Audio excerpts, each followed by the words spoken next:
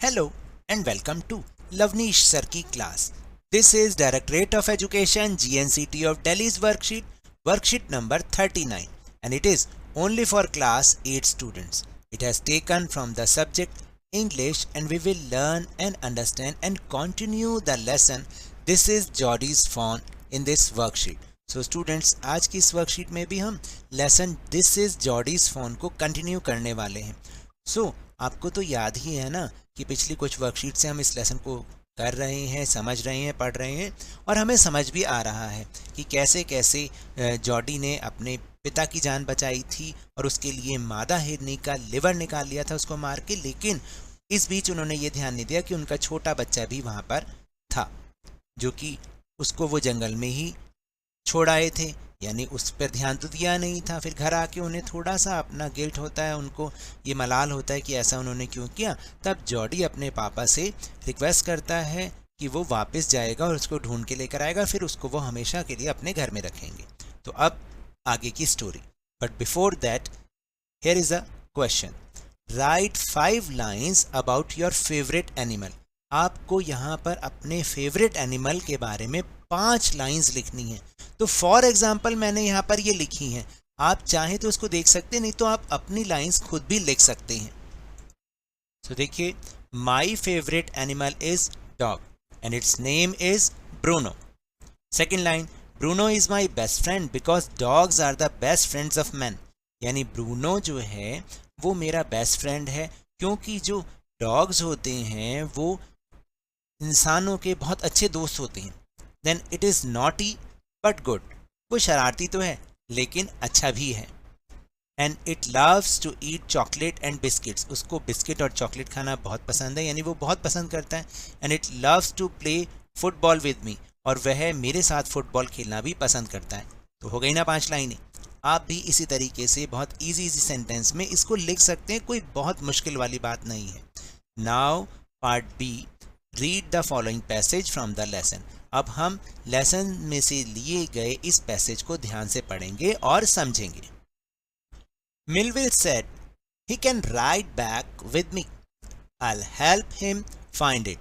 Millville ने तभी कहा कि यह मेरे साथ घुड़सवारी करते हुए चल सकता है और मैं उसको ढूंढने में मदद करूंगा. किसको ढूंढने में मदद करूंगा? फॉन को ढूंढने में मदद करूंगा.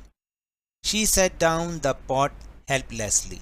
जो उसकी मदर थी उन्होंने कैटल को, जो टी पॉट था उसको बहुत हेल्पलेसली, मतलब बहुत बेबस होके रखते हुए फिर वो बैठ गई क्योंकि अब वो रोके तो रुक नहीं रहा था, जॉडी को तो जाना ही था. तो अब उसकी मदर बेचारी क्या करती? Well, if you will give it your milk we have got nothing else to feed it.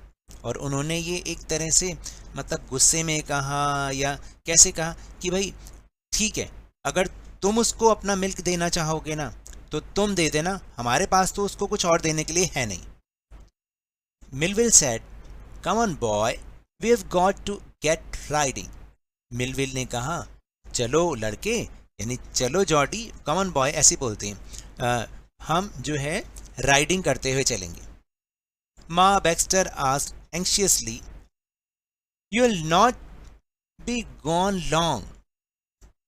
जो माँ बैक्स्टर थी उन्होंने बहुत ही उत्सुकता से बहुत ऐसे पूछा कि तुम बहुत दूर तो नहीं जाओगे ना.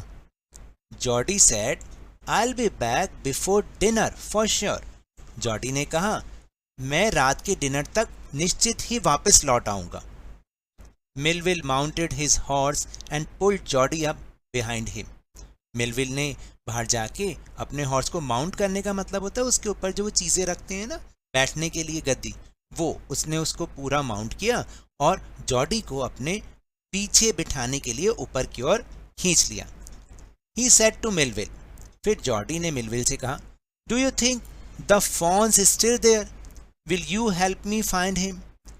क्या आप अब सोचते हो कि फॉन अभी भी वहीं पर ही होगा? क्या आप उसे ढूंढने में मेरी मदद करोगे? Will find him if he is alive. हाँ, अगर वो जिंदा होगा तो हम उसे ढूंढ लेंगे. How you know it's a he.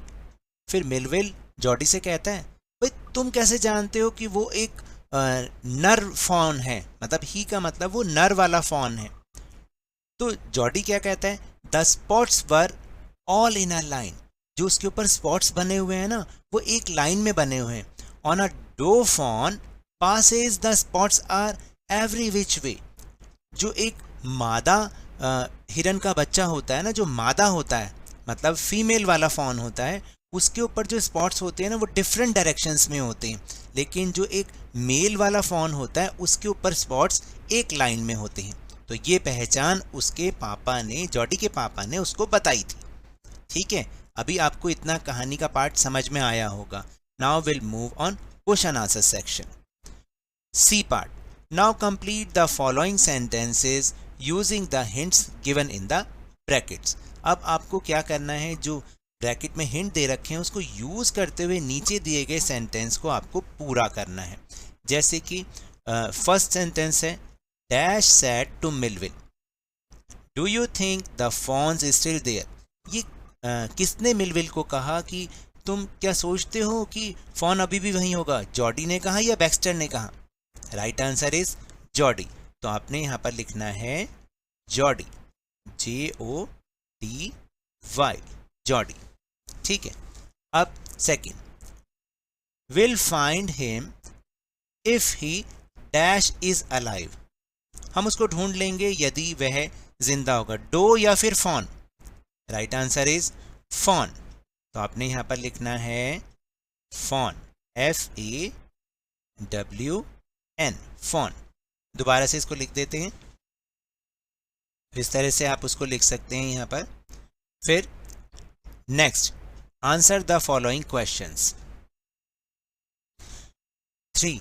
Ma Baxter asked anxiously, "You will not be gone long. Who is you, Jordi और मिलविल?" माँ बैक्स्टर ने बहुत उत्सुकता से पूछा कि क्या तुम दूर तो नहीं जाओगे? तो यहाँ पर तुम कौन है, हु इज यू, जॉडी या फिर मिलविल? तो राइट आंसर इज जॉडी। आपने आंसर में लिखना है Jody. Now fourth, how you know it's a he, तुम कैसे जानते हो कि वह एक नर है? हु आस्क्ड दिस क्वेश्चन, ये क्वेश्चन किसने पूछा, जॉडी या फिर मिलविल ने? राइट आंसर इज मिलविल ने जॉडी से पूछा था। And fifth is, how did he identify if the fawn was a he और शी, तुम ये मतलब वो ये कैसे ढूंढ पाया कि जो डो था, जो फॉन था वो ही था या फिर शी था? तो देखो इसका आंसर बहुत इजी है ना, Jody knew that the fawn was a male because the spots on its body were in all in a line, यानी जॉडी ये जानता था कि जो फॉन है ना वो मेल है क्योंकि उस पर जो स्पॉट्स हैं वो सारे एक लाइन में, क्योंकि his father had told him that on the body of a doe fawn the spots are in different direction, क्योंकि उसके फादर ने बताया था कि जो एक मादा हिरन का बच्चा होता है, मतलब हिरन का मादा वाला बच्चा होता है ना, तो उसमें क्या होता है, स्पॉट्स डिफरेंट डायरेक्शन में होते हैं, लेकिन जो मेल वाला बच्चा होता है, नर बच्चा होता है, उसमें स्पॉट्स एक ही लाइन में होते हैं। अब आपको समझ में आया? So now that's all for this worksheet. अगर मेरे इस तरह समझाने से अब आपको समझ में आने लगा है तो इस चैनल और वीडियो को लाइक कीजिए, शेयर कीजिए, और अगर आप न्यू हैं तो सब्सक्राइब भी कर लीजिए। टेलीग्राम ऐप पर हमारा चैनल लवनीश सर की क्लास, उसको ज्वाइन करना ना भूलें, जिसको ज्वाइन करने का लिंक आपको इसी वीडियो के डिस्क्रिप्शन बॉक्स में मिल जाएगा। But remember, when ever you will go outside please wear your mask, और जब भी आपकी टर्न आए कोरोना की वैक्सीनेशन ज़रूर लगवाएं, क्योंकि कोरोना को हराना है और ज़िंदगी को एक बार फिर से सुहाना बनाना है। इसी उम्मीद के साथ बहुत बहुत धन्यवाद।